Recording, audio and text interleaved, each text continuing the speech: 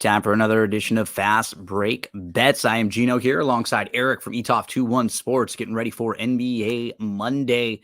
Two games today, two different series. Teams trying to tie the series up, to even things up. The other side trying to go to 3-1 and push to a very large lead. We saw the champs last night tie things up. The way the game's being defended now is a little bit different in that series, Erik. So we got ourselves a series there heading back to Denver where things just completely flipped. And over with Indy and New York, it's just the Knicks are just trying to survive with the players they have left. They just got absolutely outmanned yesterday. Yeah, I mean, they had a dud of their playoff. They had their playoff dud, and I mean, Indiana played well. They shot good, but they're just fending off for bodies right there. They just need enough people to kind of get through. Other game, if Alexander Walker and McDaniels aren't hitting shots, it's going to be really hard. Yeah, they're not getting much from Especially them when or Joker. Anderson either. Yeah, well, Anderson in my eyes is unplayable in the series with how I slow know. he is. Yeah. That's why it's important for those two guys to be able to do some stuff. And Joker finally went to like, oh shit, it's Joker mode. He played phenomenal yesterday, and Ant played good too. But the difference was Joker got support and Ant didn't get enough support. So now we're here. Probably the Towns bounce back will come next game. Towns didn't play that well either. No. Let's talk about Monday night as we have two games to discuss. First game up, it's the Cavs hosting the Boston Celtics. Cavs are an 8.5-point underdog at home here, Erik. Over-under in this game is 206.5. I'm going to get in this game in a couple spots. I think this is it for Cleveland as far as coming out with their best possible effort. So the way I'm going to play them, I played them in the first half. The Cavs here, I went plus 5.5 in the first half. I even play a little on them on the money line first half at plus 210. I think they're going to really need a big game from Garland. He's only averaging 13.8 points per game in the series. He's only shooting 39% from the field and just under 35% from three. They need a bigger game from him in order to win. So I think it's going to be about getting him involved a little bit early. They've had a really nice series from Mitchell and from Mobley. So if you can get Garland involved early on and you can have, those two guys to help you sort of close things out. It's a great matchup for Mobley here with the size without Porzingis around. And he just, there's things that the Celtics can't really do to stop Mobley down low, getting rebounds and when he's aggressive. So to me, unlocking one more guy for Cleveland is the key, Erik. I'm going to hope Cleveland can do that with Garland. So I'm going to play them first half at plus 5.5. I also went Garland over 16.5 points at plus 104. So a couple plays for me in this game. I hand it over to you. How are you playing Celtics Cavs? I have two plays as well. I went the Cavs plus the 8.5, and I also went plus 300. Teams that won game 3 that are down 2-1, 56% ATS in game 4. Celtics in the Brown and Tatum era, what have they shown us after winning a game by 10 and covering that 10-point spread, whatever, winning by 10 and covering the spread. The next game after that is favorites. They're 39% against the spread. It's just a big up and then a big letdown. I know against Miami that didn't happen, but Miami was down a lot of people too. Cleveland is full strength pretty much without Allen, but I honestly feel with Allen not playing kind of helps them a little bit because it doesn't allow the Celtics to go two bigs in there. So I think that actually helps them.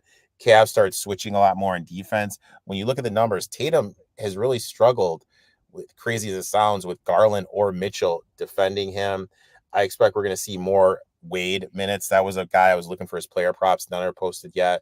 With the spacing he provides, I think he's going to get a little bit more minutes because it unclogs the middle for Mitchell to do his thing. When just looking at the trends of the game 4 historically, looking at the trends of the Tatum Brown era, and plus I kind of feel that Cleveland's kind of figured some stuff out defensively.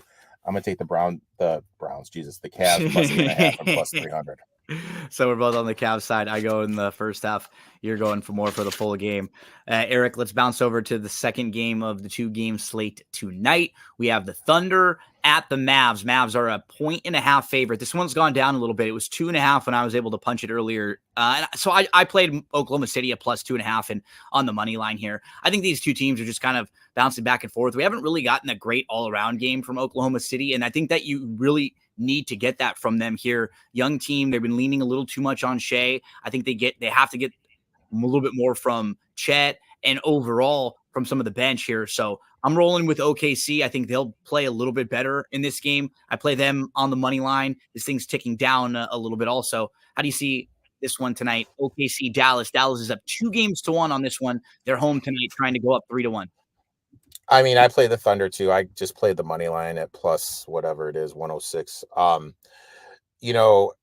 kind of feel we haven't seen the best of the Thunder. I feel the Mavericks won 2 games that could have gone either way. And the 2 games they won combined, PJ Walker's 22 for 41, 54% from the field, 12 of 23 from 3, 52%. Those numbers have to dip. Thunder, best 3-point shooting team in the league. And during the season, haven't shot that well in this game. They're coming off a game where they just shot 30%, about 39% for the season. I expect we're going to see some positive 3-point progression from them. And I just kind of feel like Gafford's banged up. Luke is banged up. Keeber's not playing. I just kind of feel that the Thunder, this is going to be the game because they know they can't go down 3-1. And this is going to be the game where they just kind of put it all together because they have yet to play a good game this series. Yeah, they really have. Also, the last play I did in this is I went Aaron Wiggins. I had to get this one on Bet Online. 2 plus 3 is at plus 197. Look, he's due for some positive shooting regression. He's a 49% 3-point shooter for the year. He's gone 1 of 7 the last 2 games. I was talking to